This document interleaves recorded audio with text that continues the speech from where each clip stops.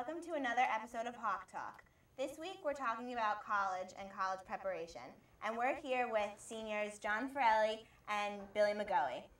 So, have you guys found the whole college process really stressful?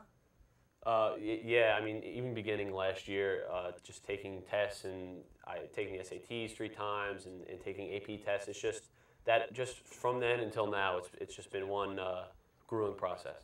Yeah, I think so. I found the process kind of, I guess you could say backstabbing, because I mean, going to look at all the schools, you're like, yay, college, it's going to be really fun.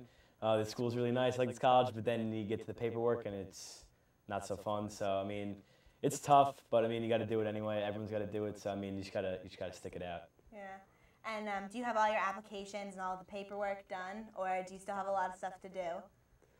I have a couple things I have to finish up, but I mean, more or less, my essay's done, so that was a big thing. But I just have to, finish up my applications themselves, and then I can send it out and wait. Yeah. I'm kind of the reverse of John.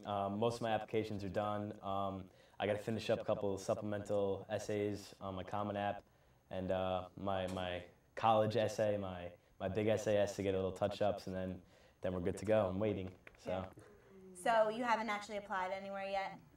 No, not yet. I mean, I basically know where I'm going to apply to, so I mean, that's good. So. Okay. Hopefully within the next couple weeks I will be. Mm-hmm. So. Okay. And are you doing early decision or early action or just regular decision? I was thinking about maybe doing early decision, but the more I looked at the school, the more I was uneasy about it and the other school I wanted to go to. So I'm just going to go regular decision. Okay. Yeah, John hit it on the head right there. I mean, the more you look at schools, the more you can't decide where you want to go. So it's just easier that way. Yeah, because early decision is binding, right? So if you apply and you get in, that's it. You're going there. Yeah. Mm-hmm. So okay, so I get that. And do you guys have top schools? Do you know which one you want to go to? For me right now, it's either between the University of Delaware or Lafayette College. Those are my top 2. Okay. For me, I love to go to Penn State, but I don't know how that's going to work out. I mean, I hope I can go to Penn State, but if not, I'm happy with TC&J in state, so those are probably my top 2. Okay. Yeah, I'd say I would probably pick Penn State or Syracuse, either. 2 Not nice sure schools. yet. Yeah. Nice So, schools. We'll see. So now that you guys are seniors, what advice can you give juniors about the whole process? I definitely advise them to start early and get all their stuff done before the deadlines for admissions are due. I mean, because trying to rush all this application stuff and your college essays, and then you have schoolwork on top of that, it's not fun, to say the least. So I mean, definitely get a start on it early. Okay. Yeah, for me, my biggest problem was that I kind of thought that the whole college admissions process was going to be a big obstacle to climb. But I mean, although it's hard, I mean, it's not as scary as it seems. And I don't know, I'm sure, I mean, it happened to me, so I'm sure it happened to other people that you kind of really didn't know where to start. You felt overwhelmed. But it's really not that overwhelming. I mean, as long as you just get it done in a timely fashion, I mean, you'll wind up fine. So I would just say, just don't hesitate. Just do it. Know where you want to go and get your stuff done and get it in, and you'll be fine. Okay. And looking back on the 4 years, if you were to be a freshman again, would you change anything? Like which classes you picked? Would you do that differently in order to, set yourself up for success? I mean, I don't really know. I mean, I kind of like the way high school turned out. I mean, as far as working freshman year, I think I would slack off a little less now that I look at my GPA. But I mean, that was 4 years ago, and there's nothing you can do about it now. I probably would have changed my sophomore year schedule around a little bit, because sophomore year I took somewhat harder classes that kids usually don't take till junior year. I kind of challenged myself, and that kind of hurt my GPA a little bit, but I bounced back, so I don't know, maybe I would change that around and waited till I was a junior or senior and take the harder classes, but I took a risk, and let's see if it pays off. So. All right, so you guys would say that a solid 4 years of school, academically, is probably the best? Yeah, no slacking off at study hall senior year. Don't slack off. Right, even don't slack off. Freshman. Yeah. I know people think freshman year is just freshman year, but they look at freshman year Right. too. I mean, it's still it's 25% of your GPA. So I mean, you only have 4 years to do it, and really your senior year, you only have the first 2 marking periods to do it. So I mean, you really have to work freshman year, just from freshman year until your senior year to keep your GPA up. Do you think a lot of people slacked off often now are kind of scared and don't know what to do with themselves? It's a possibility. I mean, it happens to everyone, or everyone like doesn't really realize, because you're so used to for 3 years or 2.5 years not really doing anything for college, and all of a sudden it all gets thrown in your face, and you're like, what do I do? Now it's like, how do I start? Where do I start? And I don't know. I mean, it's just you just kind of got to go with it. I mean, you got to just work hard at it and do your work. I mean, all it comes down to is just filling out the applications and getting them in. That's all it comes down to. That's all you got to do. Yeah. All right, well, we talked to Mrs. Liberto and Mr. Scarupa about the college preparation process and what juniors should think about when preparing. So we'll be right back, and that's coming up next.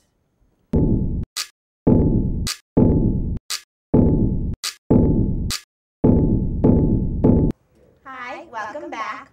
We're here with Guidance Counselor Mr. Scarupa and Seniors Options Coordinator Mrs. Liberto. So thank you for being here today. You are welcome. Thank you. Thanks for having me. So when do students usually start preparing for college, and not necessarily just applying, but like thinking about their coursework in high school to prepare them for college later on? Well, usually I think students tend to wait till junior year to start thinking about college. But we're trying to get 9th and 10th graders to start thinking sooner than later. And this year we've introduced a program called Naviance, which is a computer tool that students can access from home via the internet. And it has a search engine. It allows students to research colleges and careers. And as a matter of fact, the program allows you to search for a specific college, and you can see what the average GPA is for River Dell students. Now, the data goes back 3 years. So you can find average GPA for a college and average SAT scores. So this is very helpful. It allows freshmen and sophomores to start thinking about what it takes to get into a specific school. And that's why we've been introducing it the last few weeks to the 9th and 10th graders. Okay, and is Naviance mainly for looking colleges up, or I know seniors use it to apply to college too. That's a big help. It is a big help for seniors. It's a record-keeping system. It allows students to add which schools they're applying to.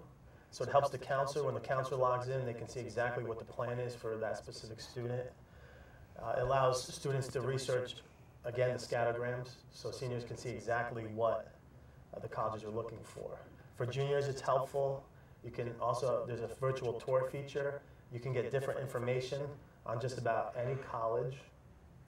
So it is very useful.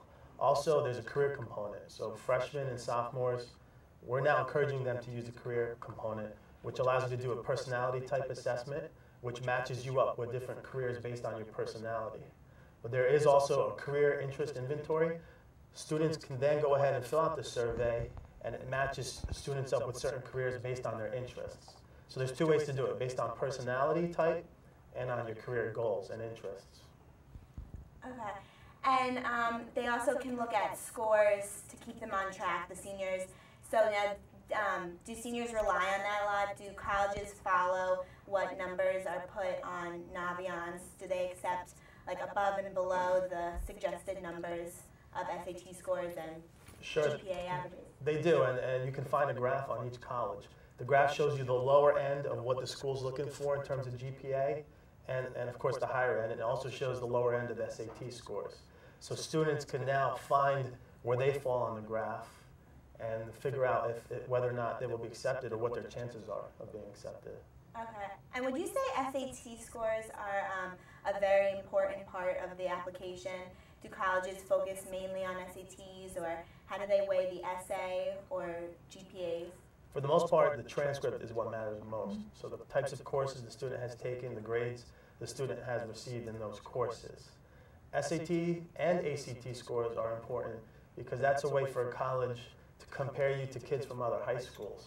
So that's why those standardized test scores are important. They still are important. However, there's other options now. Some colleges have what's called SAT optional.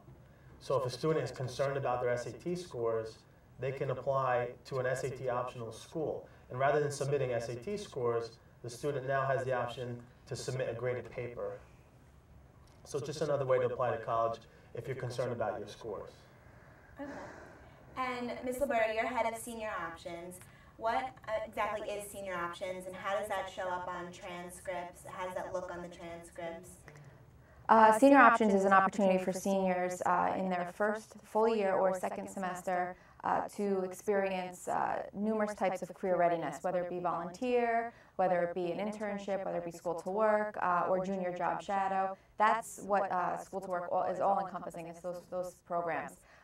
More importantly, each program has its different requirements and policies and procedures and deadlines, and it's not a one-size-fits-all for every kid.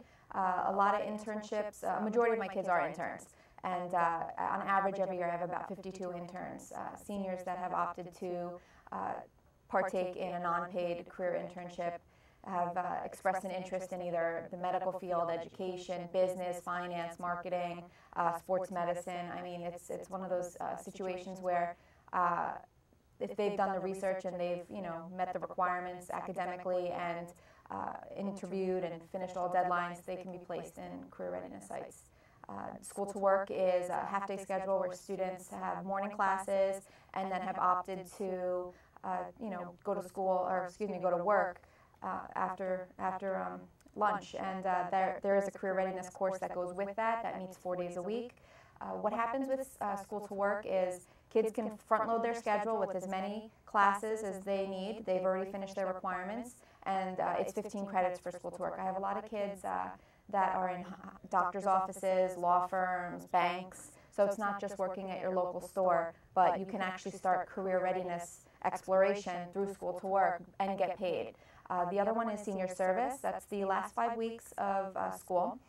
Students are selected for this. They have 90% GPAs or above, and these are unweighted, right? I believe so. Yeah, we have to always update that. Unweighted GPAs, and what they do is a letter goes out in March saying that you've qualified for this. These are students in high academic standings with clean attendance and behavioral records.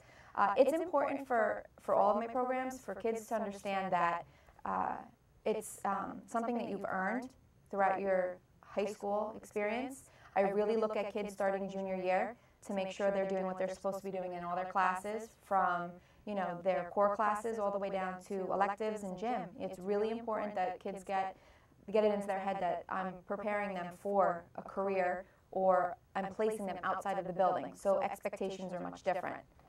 Okay. So is this program really helpful when it comes to going off to college, being a part of the real world?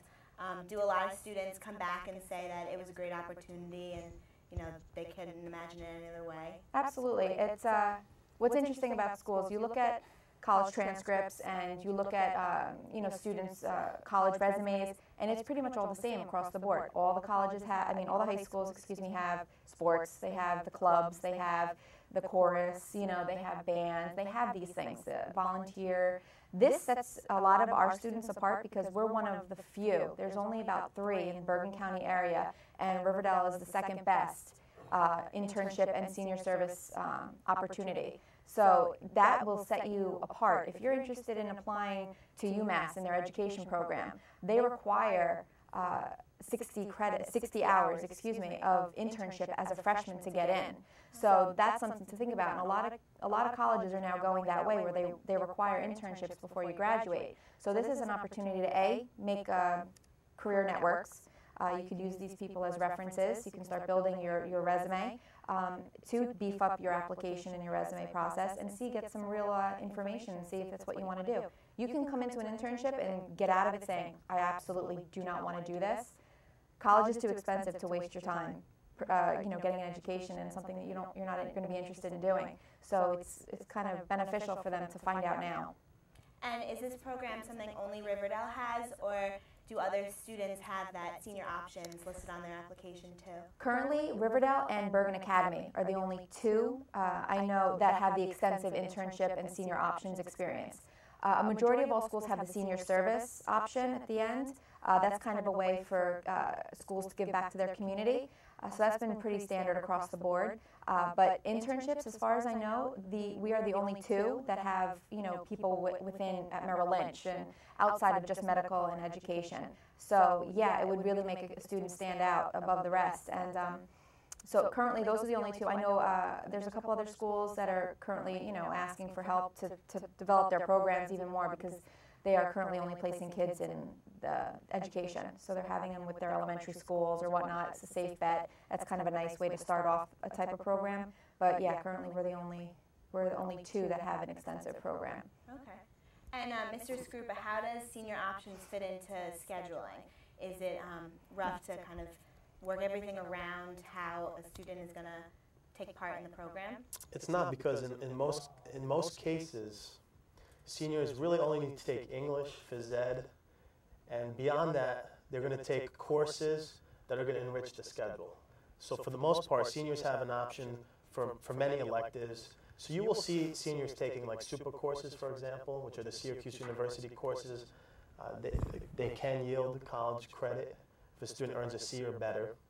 There's a fee that goes along with it too. So you'll notice some seniors taking AP courses, and at times seniors even take study halls because there is that free time during the day. They don't need all the courses to graduate. So that's where the senior options come in, because now students can use that free time to take an internship in the community, and it has all the advantages that Mrs. Liberto already mentioned, such as real-world experience, beefing up the college application. So it fits in nicely. I think it works well for a lot of kids that aren't interested in taking some of the higher-level courses like the SUPAs and the APs. You often find some of those kids will take electives just for the heck of filling in the schedule, and that's not really that useful. So that's why we do encourage students to look into the internship program, the work-study program, and hopefully if a student has a high enough GPA, they can take advantage of the senior service, where they're giving back to the community. Now, I can actually add more to that scheduling. I individualize every single intern schedule to meet the mentor's needs, to meet the students' needs. It's really beneficial for kids to have at least 2 back-to-back open periods where they can actually go to their internship, because you have to figure in commute time.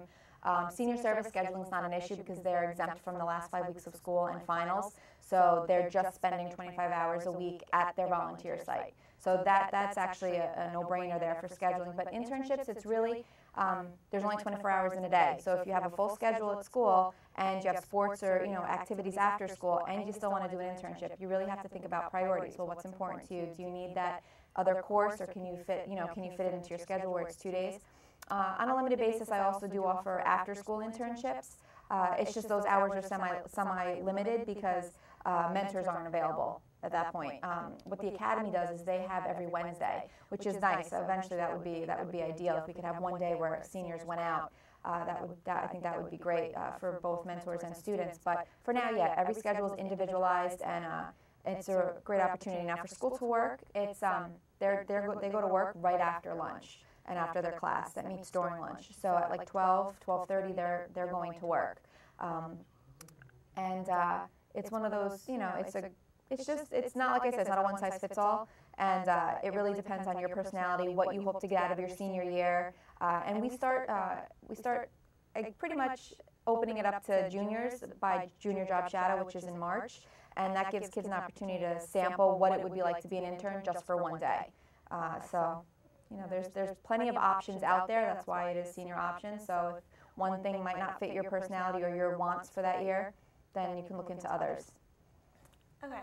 And do juniors apply at the end of their junior year? Yes. Do they apply in senior year? Yes, they apply their junior year. I do accept some late applications for extenuating circumstances in the early part of September and October. And there's an interview process, an application process, a resume, a letter of intent.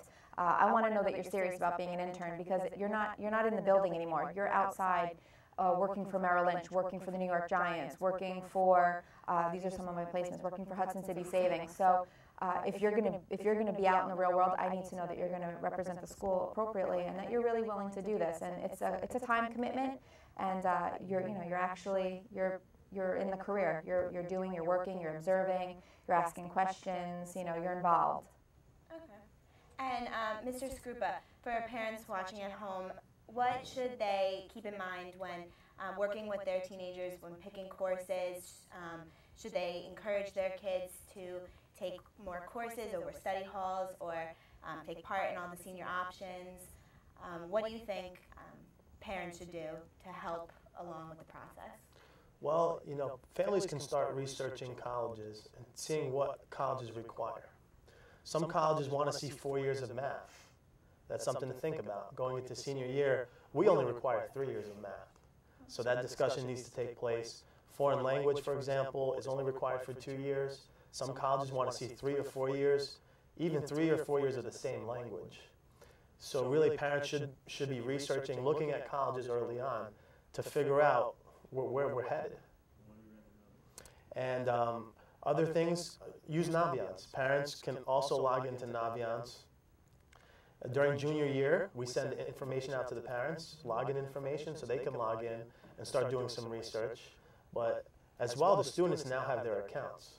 At the end of next week, the freshmen will all have their accounts set up, and sophomores. So really for freshmen and sophomore parents, it's a good tool to start having that discussion at home and start planning out the next few years. Families should look at the different electives that we offer. Students should really be looking at the different electives to get an idea of what they may want to study in college. So we offer electives in arts, music, in some of the vocational areas, business. There's plenty of business electives to choose from. And we offer so many electives, like this TV course, for example, that allows us to be here today. Yeah. So students really need to start researching and thinking about careers. And that's why we're pushing the Naviance program so early. Okay. Well, thank you both very much for being here today. I know that was very helpful. Hopefully everybody out there, all the underclassmen, will have an idea of what they need to start doing in order to prepare. So thank you. Thank you. So, You're welcome. Thank you for watching. And if you have any other questions, you can go to our website at riverdell.org. Thank you.